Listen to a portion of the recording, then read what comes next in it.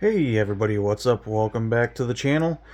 Back here with another update on the Rio Grande Challenger. Made some really good progress so far, and we're going to talk about what I've been working on. So, first things first, I have a little organizer full of parts for the locomotive, and I've actually been working on cleaning parts. You guys saw, and I talked about cleaning up the drivers and a lot of these oilier parts and everything, and so we gave those a bath in some 70% rubbing alcohol, and then finished up a few areas with some lacquer thinner. I use lacquer thinner a lot for cleaning, but it is a very aggressive cleaning. It will ruin plastic and strip paint extremely quick, so you really got to be careful with what you use that on. Like I said before, I decided to use the original drivers because they are in really good shape. You guys can see the face of the wheels cleaned up really nice. There's no more oil residue on those. The bushings are nice and clean. You guys can see those slide back and forth really nice on the axles. So next step for these will be painting the white on the tire. We got the connecting rods. They're all nice and shined up. Those were kind of a real mess. Same thing with the rest of the valve work here. The main rods, eccentrics, and all that. All that stuff was really grimy and oily, so all that's cleaned up, super shiny. All the rods came out really nice and shiny, as you guys can see there. So that stuff's ready to go. Other things I've been working on is cleaning the pilot and trailing truck wheels. You guys can see there. I kind of have things organized to where I have my electrical. So we have both the front and rear engine pickup panels, the little feelers that actually pick up the electricity off of the wheels, the headlights in there, and then you guys can see the number boards are in there as well. Just kind of like my little electrical, pilot and trailing truck in that slot, the cylinders, the front and rear driver cylinders there, some of the running gear, the worm gears, the shafts, and then the clasps on top. All that's been cleaned up really nice. The lower covers for the axles, those have been cleaned up. And yeah, so a lot of the little tedious cleaning is done. So now I can kind of move forward with starting to paint some of these wheels, because that's going to take me a while. But everything's going along really good.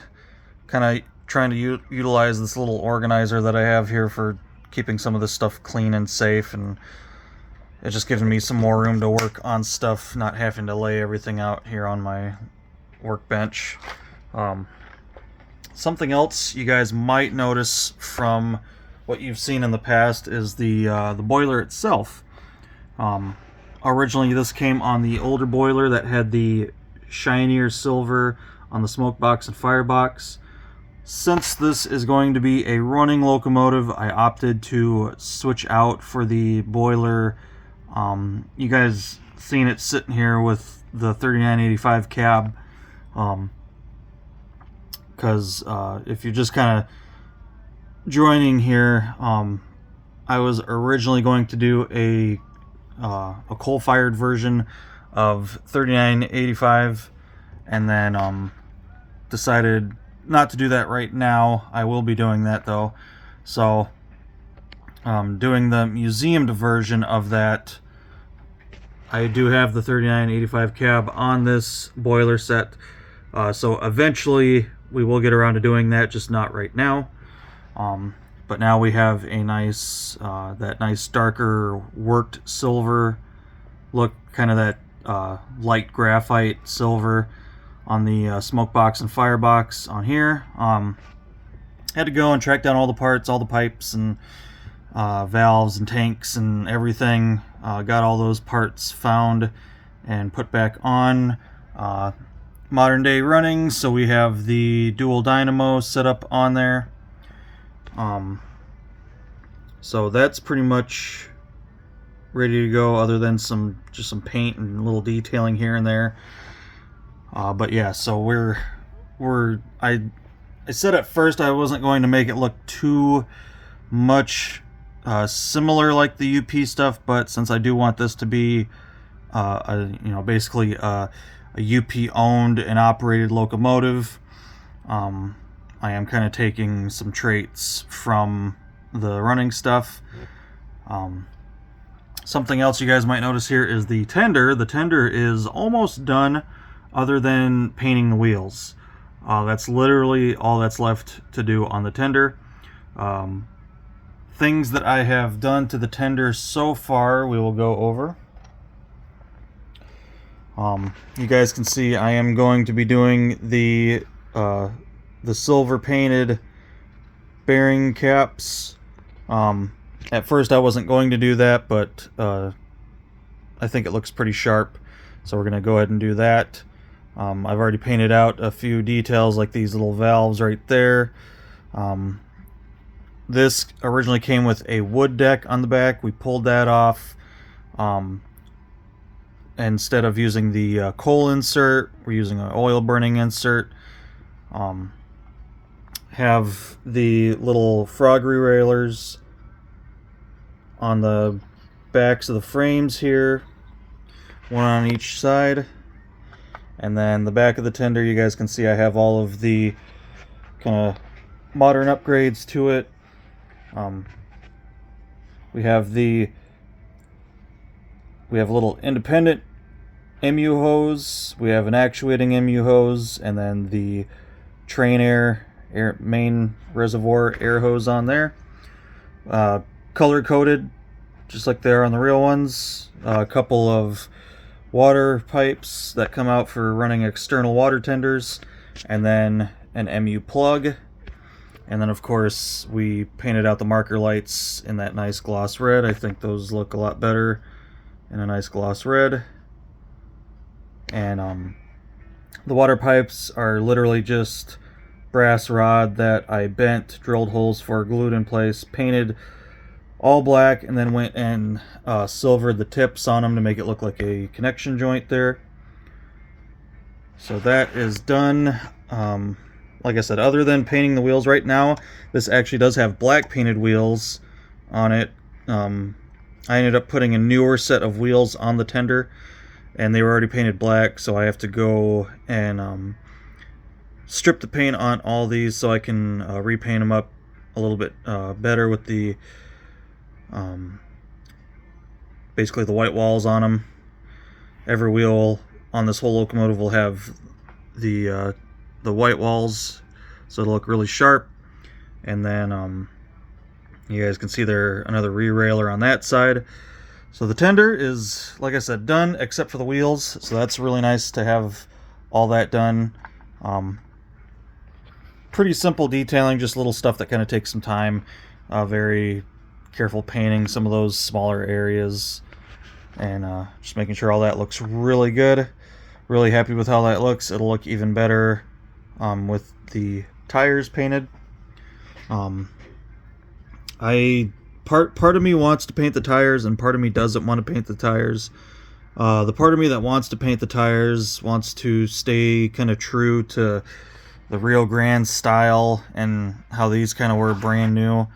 The part of me that doesn't want to paint the tires kind of wants it to look a little bit closer to the 3985, just as far as, you know, like a modern day runner.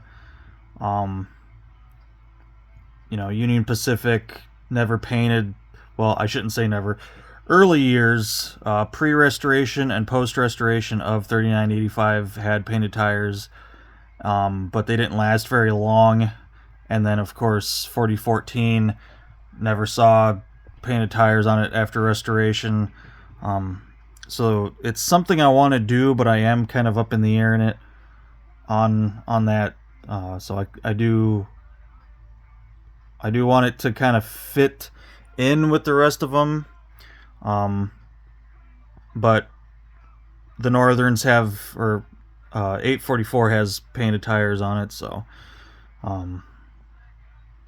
still kind of thinking about that. Maybe you guys can kind of sway me one way or the other.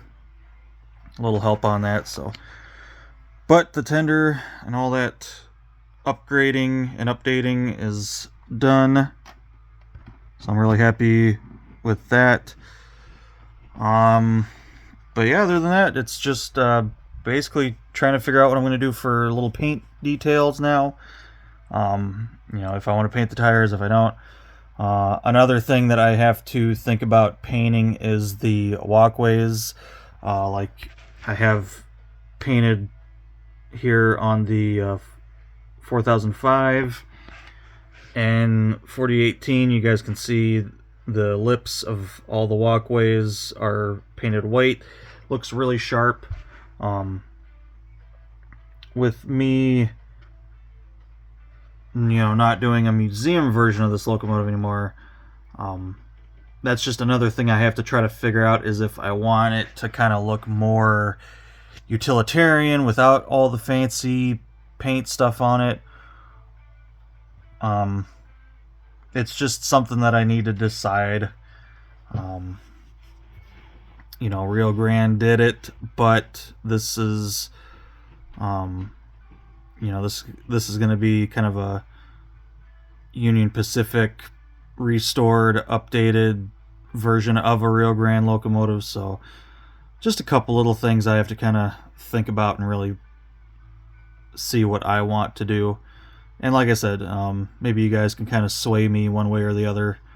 If I just keep it kind of a little bit more work ready looking like the 3985, or do I kind of paint out some of the details? So that's basically my next step, so I do have to kind of figure that out somewhat quickly, so I can get the rest of this locomotive done.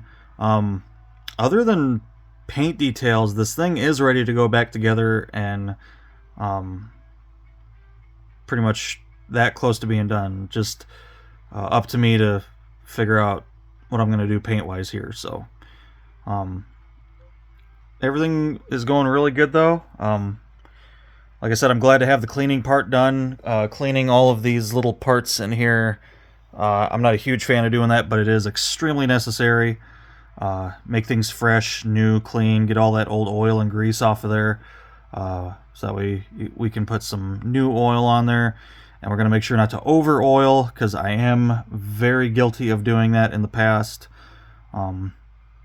Just a little bit of oil on those bushings is good enough. You don't need to flood the axle and have it start leaking out through the ends of the axles, or the getting all over the frames and stuff like that. So I am going to try to police myself on that going forward with a lot of this stuff.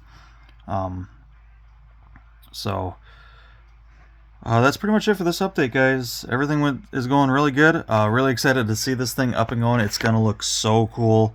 We can kind of, you know, imagine how that's gonna look with 3985. It's gonna be a really awesome fantasy modern day Rio Grande Challenger. So I'm definitely excited. Gets me another locomotive that I can run. You know, if I would have just not thought about saving the Rio Grande locomotive and just doing the 3985 museum version, that would have given me you know, two locomotives that I couldn't really have out at the same time. This gives me another locomotive that I can have out at the same time, and I still have complete ability to do the museum version that I want to do of 3985. So definitely glad I made that decision. Feel like that was for the better, and really excited to see this thing up and going. And yeah, so that's it for this update, guys. Hopefully you've enjoyed so far. And like I said, you know, if you have a second, let me know what you think. Should I kind of keep the paint a little bit more simple to make it look like a workhorse, or should I do a little extra paint on it, like 844. 844 is still a workhorse, has some little bit of extra flair to it, but normally UP doesn't do that with the bigger locomotives, so definitely a toss-up right now. So if you guys have any say-so on that, let me know what you think. And thanks for the support, thanks for the comments, and until next time, take care.